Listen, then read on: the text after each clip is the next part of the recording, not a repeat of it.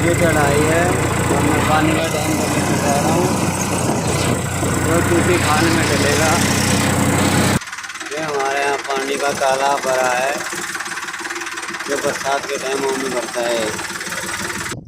मैंने यहाँ पानी का टैंकर खड़ा कर दिया है और अब इस खान में डाले जाएगा।